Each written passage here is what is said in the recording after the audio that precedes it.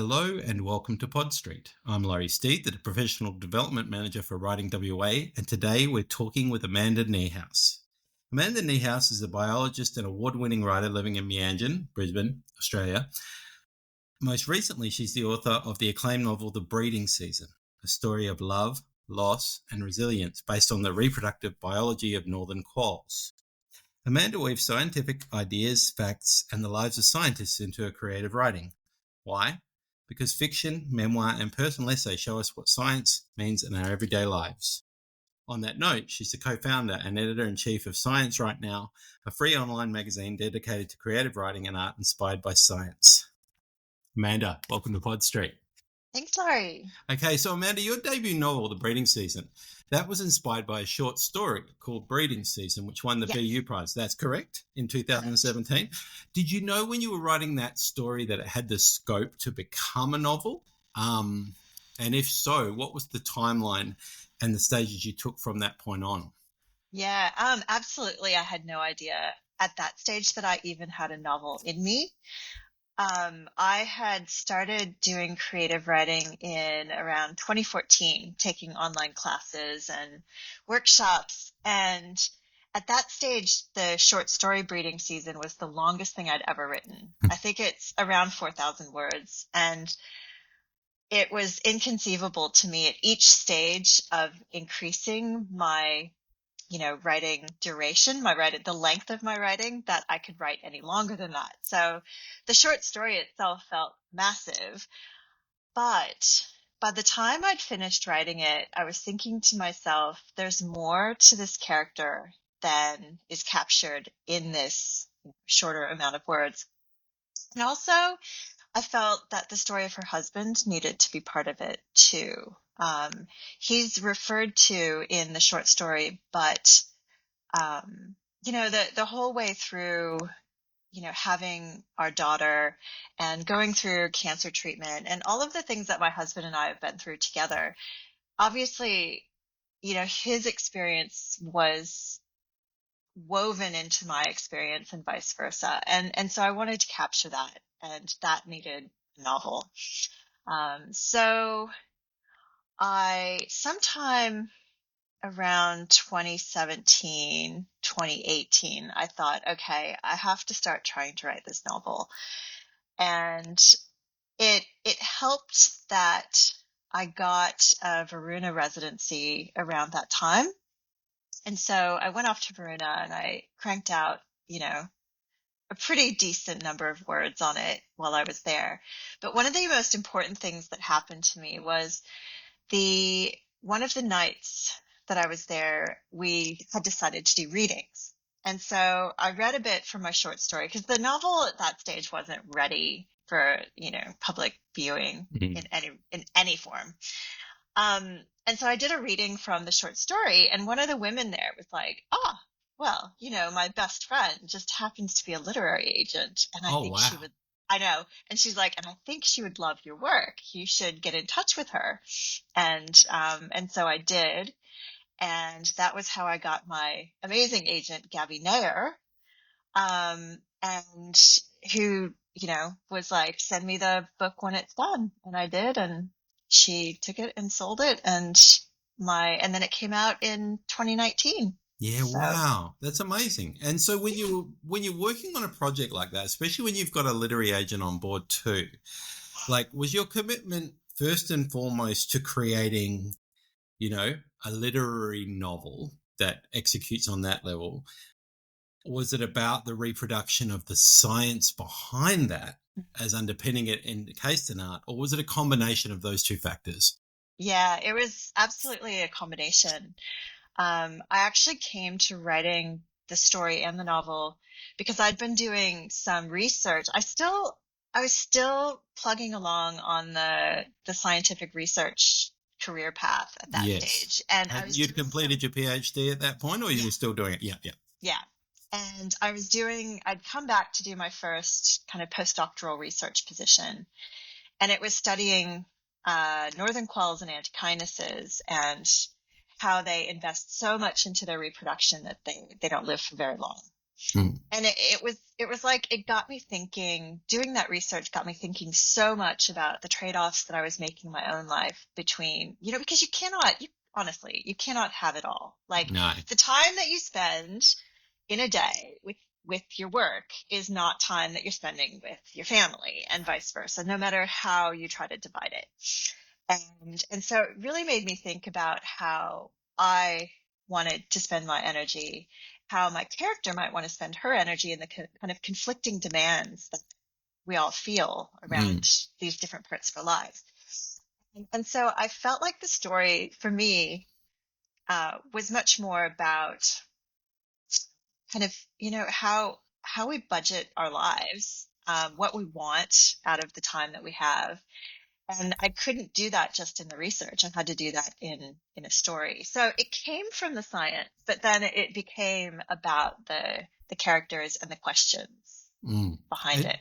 and you mentioned earlier on about cancer treatment, breast cancer Mm, treatment, while having a very young child. I was mm. interested, I guess, whether it's through the novel or whether it's through that treatment, what kind of what happens when you come out of that space? Like, what are points of solace for you having come out of such a life-changing process on two fronts, really? Oh, so that's a big question. I think it's kind of a continuous process, Mm. even. And this year, it's become even more of a continuous process because I got cancer again this year, Oh, Lori. wow. Oh, Yeah. gosh. Um, and it was like, it's a completely different one this time. Mm. And so it's kind of all of the assumptions that we make about our lives and the sort of, security of them, I guess. Mm. Like every now and then just something happens and you're like, oh, damn, I guess I shouldn't be taking these things for granted. Sure. And I think things are going to be okay. But it is definitely a process of seeking, finding, losing, seeking again that solace.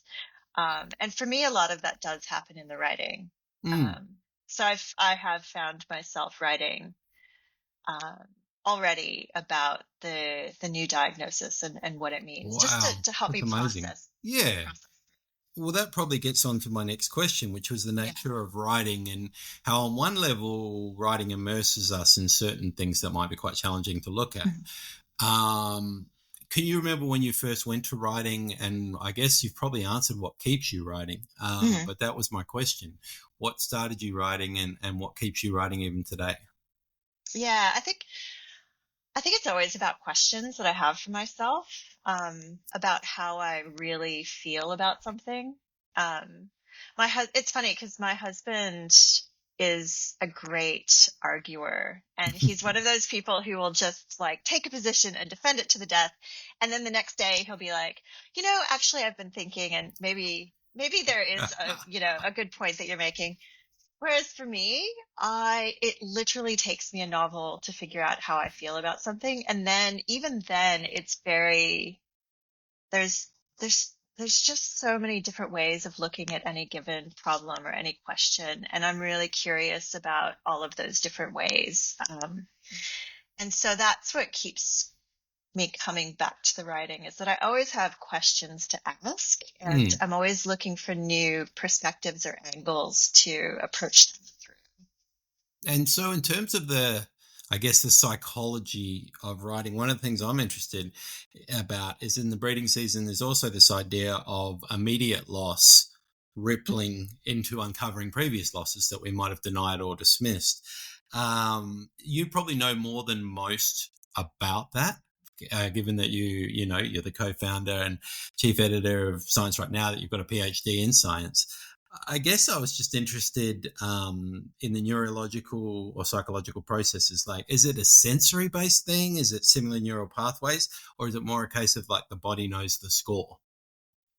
Oh, that's a really cool question. And that's actually something that I've been quite interested in talking to you about since I heard you on the Science Right Now Ah, okay. podcast. Yeah, yeah. Because you mentioned that you have a photographic memory. Yes, yes, that's And true. And I have aphantasia, which means Ah, I can't visualize things. yeah, wow. So the Um, contrasting, yeah, yeah, and fascinating. actually, and aphantasia they've found actually affects episodic memory. So I can't close my eyes and go back to an event in my Mm, childhood and see it in any sort of detail. And in fact, I have a really, really terrible memory. Um, and it's kind of a little bit validating that mm. the new scientific evidence coming out about this, because I've just always felt like my brain was crap, like in that dimension. But it's just something, so and it might be why these questions keep like returning to me again and again, because they are in a sense evergreen. Like, because I forget. Like, I have a I have a gut feeling about things that happened or how things felt, but it's never like, in full color vivid. It's more sort of kind of black and white out of the corner of your eye, sort of, but it's there. So maybe it is about the body, Mm, because it's not anything that I can kind of, I don't know. It's more a sense of mm. things rather than like a knowledge of things. Well, as an interesting aside on this, I know with because of that nature of being able to Mm. recall trauma quite strongly, one of the techniques I got taught was to make it black and white because it was too Ah, vivid and too much color and too much intensity. So that was one of the techniques, and the other technique was to speed it up and make it with a Benny Hill music on or something like that, so that it became silly or ridiculous, or it just didn't have the same. So that was an interesting one. So I still don't have an answer myself, but I find it an interesting thing that, a bit like you, I also felt like there was a sort of a broken brainness about remembering everything. Like, I don't want a new release section that big. Like, I want some in the weeklies. So I think that that side of it and that nature of writing, especially when writing grief, is a really mm, interesting one, because I know I'll come out of a book sometimes feeling quite tired and quite sort of spent, but I'll also have an understanding I didn't previously have. So in that way, yeah, it's kind of like literary EMDR. It's giving you answers that you might not have previously had, which is kind of cool when you think about it. totally. So from the inside to the outside, your PhD, or I mean, I think you're still doing the creative writing PhD, or you've I am. completed that too. Yeah. So your first PhD is in ecological physiology, which Yeah. examines the effect of the environment on body. So that's the Yes. outer environment. Is that right? Yes. And what are the It's basically the effects of the outer environment on the inner environment. Okay, wonderful. Yeah. And so, what are some of the more surprising insights that you've found out that other people might not know? Oh, wow. Oh, that takes me back. Um, given I have no memory. No. Um, yeah, so I guess in my PhD, I was looking at frogs, and because I was really curious about, I don't know if you get this in WA, but here in Queensland, when you get the big summer rainstorms, you get all these little puddles on the side of the road and the footpath, and they fill up with like frog spawn. Oh, So you really? get all these, Wow. yeah. So you No, get all these definitely not little, in WA. yeah, okay. So you get all these little tadpoles growing up in these like really shallow pools of water, and not just cane toads, but like actual like native species as well. And and these, because these pools of water are so shallow, they change in temperature a lot over the day, because I mean, just if they're in the sun, it's just like and then they cool off at night. Um, and so I was interested in my PhD at how, how tadpoles could cope with these really wide variation in temperature. And of course, being me and not knowing it at the time, I was always looking at metaphors, like always. So no matter what I found, it was like a metaphor for my life somehow. So one of the interesting things that I found is that these tadpoles could cope with almost any kind of high heat during the day. So I had some of these creatures fluctuating between like 40 plus degrees down to like under 20 degrees in a Mm, single day. And they could cope with that as long as they had that cool down time.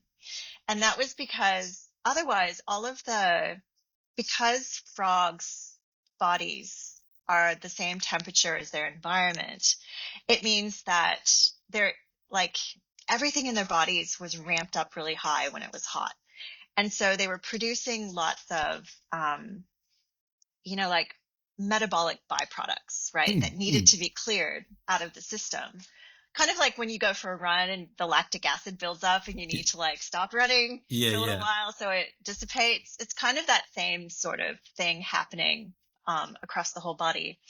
And so they needed that cool down time to recover. And if they didn't get that, then they didn't do so well. Like they didn't grow as fast. They were much smaller when they got to this to metamorphose into frogs. And so to me that just spoke heaps about, again, the trade-offs in our lives. Mm. Like you need to invest in those down times to recover, Yes, yes. not I, just metabolically, but psychologically and oh, socially and all of the things. I want you to do a TED talk on that because I mean, I really feel that as a metaphor for overwhelm, even though it's obviously intemperate, it's the perfect metaphor that Right. most people are walking around that hot with stimuli and everything else that they can barely get back to level again. They're Yeah, already G'd up. And so even from a fight or flight conflict setting in society too, that everyone's ready to fight or defend or whatever. totally. They're not in a relaxed space. So, That's right. wow, And that's really actually, interesting. there's a kind of additional metaphor you're making me think of now, because I mean, of course, with climate change, Mm, what we're going to see is these pools of water aren't going to cool down as much at night. They're going to stay yes, warmer, and so that's going to be costly to these of these course, animals, of right? course. In the same way that like social media and Mm, all of the technologies that we have today are just perpetuating this overwhelm, that's and right. we're not getting the space to Yeah, sit yeah. and It's a just be. very well. I mean, I guess that probably segues nicely into another question I had, which is how do you see the current state of Australian literature? Like, do you feel that it does and should be seen outside of other forms of media, or do you think literature needs to evolve more profoundly in the face of increased digital literacy and the way that technology is moving? Oh, I love a good book. Like I love a good solid book, Mm, actually. And I don't know this is something that I have learned about myself as well, that I don't remember books as well unless I read them on paper. So if I do read books on Kindle, or like I download electronically from the library as well, just for when I'm out and about. yes. And so I do read some great books that way, but I never remember them as vividly as when I sit down with a book. And I think there's something about knowing, like, what physical location and like having a sense of what physical part of a book something came from, Yes. that, I don't know, it adds an extra level of memory. I think for its reference, I think you're spot on because I know even in my assessments, I print off, for better or worse, I do Yeah. print off because I want to have the tactile, I remember what page Yeah. that is and do all that. So there is something that I'm not sure if the modern world doesn't want to consider about the tactile and how Yeah. comforting the tactile is. So in terms of whether it's an intentional thing or an unintentional byproduct, that idea of being overwhelmed is doubly so in the digital space because to escape with a book means no distraction and no That's right. disruption. And so the one thing I've thought about this a lot is how books are also now the way that digital media is headed, a space where you're not paying a subscription fee just to be looking at it. You're getting it from a library or you've purchased it once and you're not getting ads in the middle of it that just pop up No. and go, or paying not to have ads. So Hmm. it's a really interesting space. I would hope that that continues to be the case. And it's also that complexity of ideas thing, because if we're dealing with simplicity of ideas all the time, then abstract leaps can be made into black and white all the time. So it's like, Hmm. oh, if it's not that, it's not. It's like a double bind all the time. People are Hmm. saying there's a double bind, and you go, I think it's like a multiple bind. It's just you're not giving me the other binds. You're just going, yep, it's this or it's that. So I think, Yeah. I mean, I'm with you that the print book to me, um, It anchors me. An audiobook can do that too. I was listening to Rick Rubin's book on creativity recently, and because of the nature of his voice and his intonement, and he rings a Yeah. bell at the end of each chapter, and so it's Ooh. very much a meditative, beautiful space to be in, but that's not always the case Yeah. within that. And so speaking of, with Science Right Now, you've got this hub of all these conversations tracking the intersection between science and art, and how both impact, human realities. So how did this come together, and how do you balance the creation and the maintenance of that alongside everything else that you do? Yeah. So Science Right Now is something that, so I co-founded it with Jessica White, who currently lives in Adelaide. And at the time, Jess was up here in Brisbane, and we, talked a lot about creating something in this space. And it really wasn't until the year of COVID that we thought, okay, now's the time. I think given there was so much uncertainty, there was some really good arts funding that the government was putting out that year. And that intersection just kind of, I don't know, encouraged us to make the jump into something that neither of us had done before, which was create and run a literary magazine. And I guess in terms of balance, it's always hard. I mean, trying to we're still working on our funding model, because it's important to us that we're free, because we do feel like too much science is already behind paywalls. And so we don't want to have art that's inspired by science be another one of those paywalled things. And so, we've relied a lot on arts funding from the federal and state governments. We have I'll just plug it. We have an Australian Cultural Fund, Yep. going at the moment for looking for donations for our next edition, which is great. it's the first time we've done that. So yeah. it's exciting. Because at the moment we pay our authors, we pay our managing editor, Taylor Mitchell, who does a lot of the behind the scenes kind of putting together work. And then Jess and I just kind of volunteer our time at the moment, which is not going to be sustainable for the long term. Because is there potential to anchor it in a tertiary setting or something like that formally? Possibly. I don't know. That's something we need to work out, I think. So if people did want to donate, would they head to Science Right Now and they can do it from your website, or do they need to go somewhere separately? Yeah, I think they should go to the Australian Cultural Fund and find it there. Yeah. No worries at all. Science Right Now. Yeah. Excellent. That is doable. And how do you manage all these things? Like you like being active. You like having multiple sources of inspiration going on. Are you working on a full-length project at the moment? Oh, yeah. I'm actually working on 2 novels at the moment. Oh, my goodness. One is my PhD novel, which I've been working on since 2019. Yeah. It's a slow grower. The other one is a novel that I'm co-writing with my friend, wow. Cool. which has been a really crazy, fun experience so far.